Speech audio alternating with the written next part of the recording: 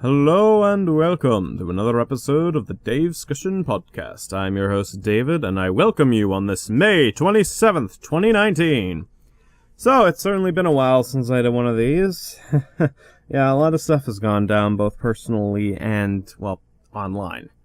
At least with the former, I'm taking steps to work on that, so I should be back in my mojo eventually. Just gotta work on it.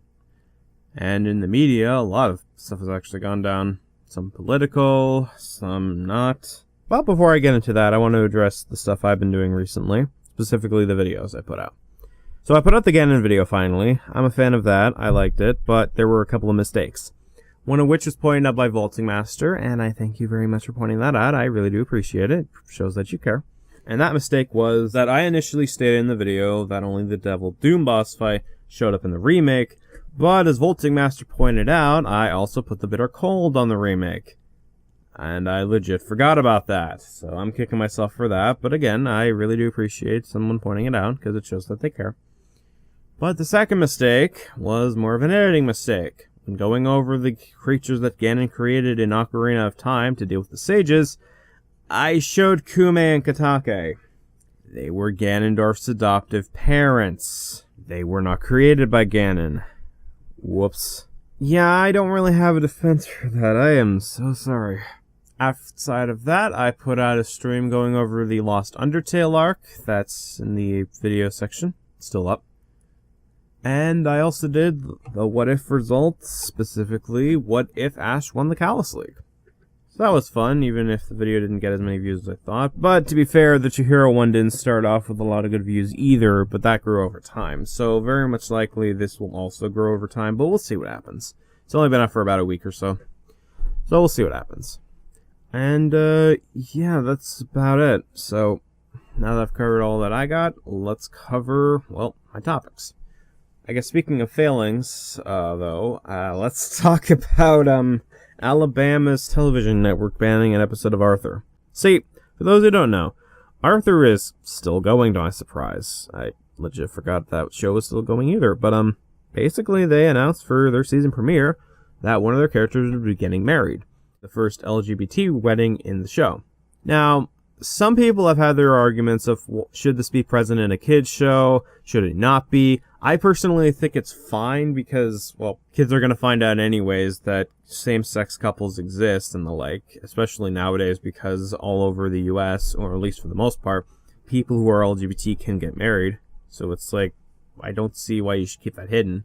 If you're worried about the sexuality of the kids being changed, well, they're kids. They're not going to know what their sexuality is or really care because they're kids. So I think you're fine in regards to that. You should worry about that shit when they're teenagers because that's when the hormones start kicking in and maturity and all that. In fact, because of this whole controversy of Alabama banning this episode, or at least the television council, more and more people are talking about it, which means it's being more spread around. And the kids that Alabama is allegedly trying to protect, or whatever they're trying to do by banning this episode, backfire tremendously, because it's very much likely that because of this controversy being, well, so widespread, the kids are going to find out anyways. So it's like, you might as well just rip the Band-Aid off and just say, yeah, this happened. And the funny thing is like, they tried to ban what was effectively a minute of content, because for most of that episode, from what I looked up, they have no idea that Ratburn is getting married to another guy. They only find out in the last minute or so of the episode. And, okay. Quick clarification, the way Arthur works is that there's 2 episodes combined into one 22-minute slot. So it's basically like a SpongeBob, where they have 2 separate episodes going on in that 22-minute time slot. So it's in the last minute of one of the episodes. And then the next episode after that, which is after 11 minutes, has nothing to do with the wedding. So, effectively, Alabama tried to ban about a minute of content because nobody in the cast knew that he was getting married to another guy. In fact, they thought it was a girl he was getting married to, so it's like, this feels kind of silly. Again, you can have your arguments about if Arthur should have LGBT representation, and that's a whole nother discussion, but I think both sides can agree that banning it, especially with what Alabama did to try and ban it, was not a good idea. Anyways, so outside of that, I've been watching some Studio Ghibli movies because I've made my comments about Studio Ghibli in the past. But I also wanted to see if all of the Ghibli movies were as bad as Spirited Away, or was there anything good about them. So I decided to go back to the beginning, well, except for Nausicaa Valley of the Wind, because that was made before Ghibli properly formed, so I'm going to see that after I see all of the current films in the Ghibli roster, and then, yeah, I'll see Nausicaa last. So I started with Laputa Castle in the Sky, and then I moved on to Grave of the Fireflies, then My Neighbor Totoro, and then Kiki's Delivery Service. And as of today, May 27th, I have plans to see the movie only yesterday. So, yeah. Anyways, so I'll give my quick thoughts on that. I liked Laputa Castle in the Sky. It had a good story, had likable characters, had really good animation, really damn pretty backgrounds, really good fluency, all that stuff. Unfortunately, I'm not a fan of the ultimately main antagonist, largely because of the fact that he's not as interesting to me.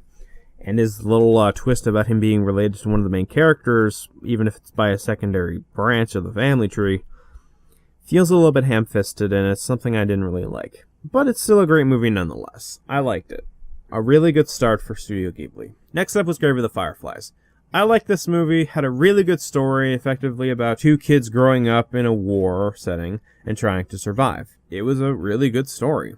And it also was tragic to see both Seda and Setsuko die. That being said, I don't think the character element is all that great this time around. I was more interested in Seda and the ant than I was with anybody else in the story, which also includes Setsuko.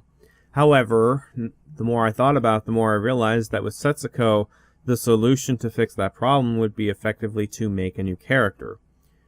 So we can't really have that. Not to mention, that would also go against the original story, where Setsuko is written the way she is in the movie. So that would be a major change, and would probably piss off those who read the original story, because it would be effectively a major change. It is what it is. It's just a problem I had with the movie, but I get why they didn't change it.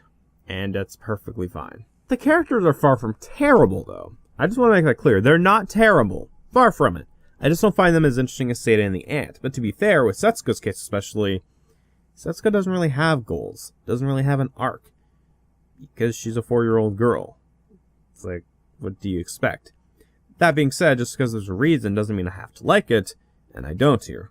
But it's far from the worst characters I've seen in movies, and while I would like to see it done better, I get why it is. It's just an issue I had with it. I'm also not a fan of the art style. Yes, I understand why. It's the tone, it's supposed to look like shit because the area has basically been bombed to hell. That's fine. I'm just saying I'm not a fan of the art style because it doesn't look as good, not tonally, but it just doesn't look as well defined or interesting to the eye in comparison to the likes of Laputa. Maybe that was the point because of the setting, but I'm still not a fan of it because it just doesn't look good. But it's still fluent, I'll say that. And, yeah, it's still a good movie, and the art style is far from terrible. It's just not my thing. But Grave of the Fireflies was still a good movie. It's a really damn good one. A lot better than what, say, Bennett the Sage will say about it, but that's beside the point.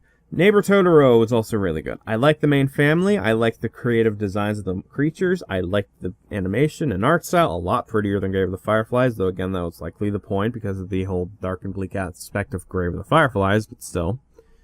I feel like it was a lot more sharper and appealing to the eye in comparison as well.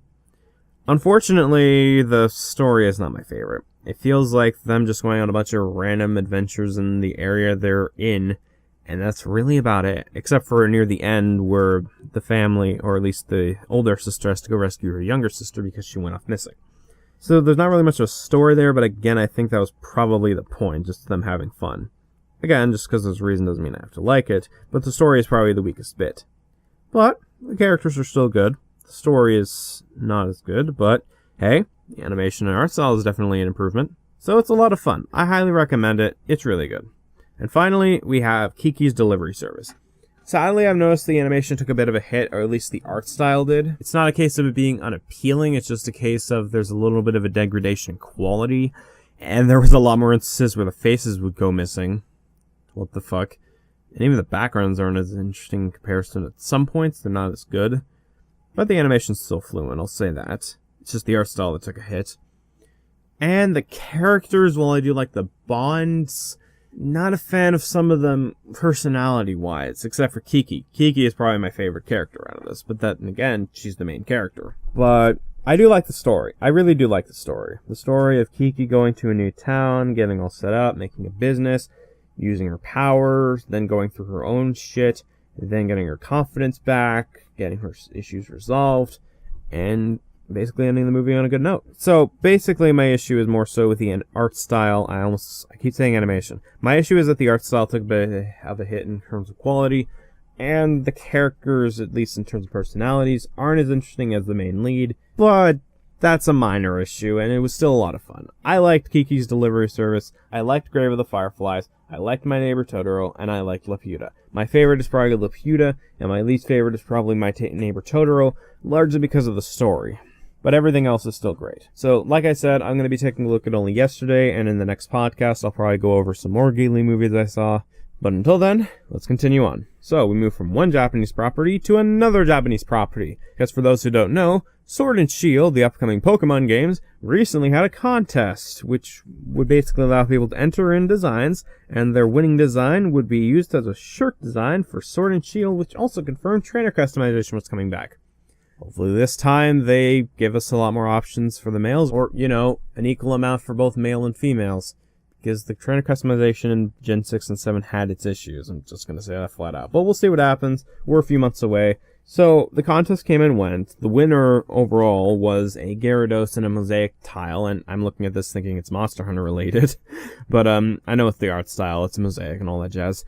But then a few days later, that design was disqualified. Because it turns out in the contest rules, they could not use pre-existing designs or designs that were sold previously. And it turns out the guy who made this image has put them on phone cases as well prior to the contest. Basically, he broke the rules. And I'm just sitting there like, why the fuck didn't you just make a new design? Why did you have to use something that, even if it was for like a couple of smartphone cases, you still threw out onto the internet before you entered the contest? What the fuck were you thinking? That is so dumb. Like, are you kidding me? Now, the second and third place winners aren't going to be turned into the grand prize winners, so basically the contest was a waste of time, well, at least in terms of getting a shirt design in the game. But at least the runner-ups are going to be getting their cash money as, well, second and third place prizes.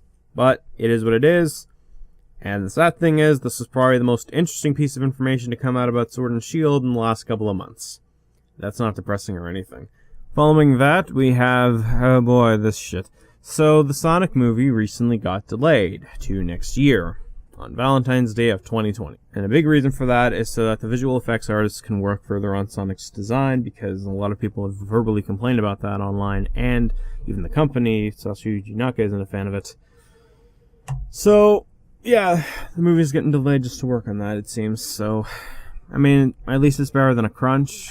I'm still thinking the movie's going to be terrible, largely because of the fact that it seems like all they're really going to fix is the model. So, yeah, if that's the case, then I can see this movie fucking failing. Still, like, it's going to be shit. I'm just going to call it right now. I think it's going to suck. But on the bright side, at least we have Detective Pikachu. So, yeah, they can delay it as long as it wants, but if all they're going to fix is the design, then I don't think it's going to do much. It's just going to fix one tiny thing. It's just going to fix one thing out of like 20 problems with the movie. So to close off, we're going to move into a bit of a recent controversy with the Crash Team Racing remake. So for those who don't know, in Crash Team Racing, there was a scene where you get a trophy or a relic or all that jazz. And in the scene, you have your second and third place winners, as well as one, or I think it's just one person in the grid. I think they call it a grid girl, who basically just holds out an umbrella or something, like spins it around and stuff. And you get the relic and all that jazz. Well, the remake has cut out the grid girl entirely, going off of recent gameplay footage. And some people aren't too happy about that, others are okay with it. I'm just here like, okay, that was a thing. Probably because it was ultimately a minor thing to change. And I get the reason why, because apparently there was another game that had grid girls in it that got a bunch of complaints. So I can see why they cut it, largely because of the fact that, well, they were going to get shit on anyways. I don't know, I can see why people would be annoyed about this because it was in the original game, but at the same time, it's not really a major deal to me because, well, it's just something incredibly minor. It happened, though. So, yeah.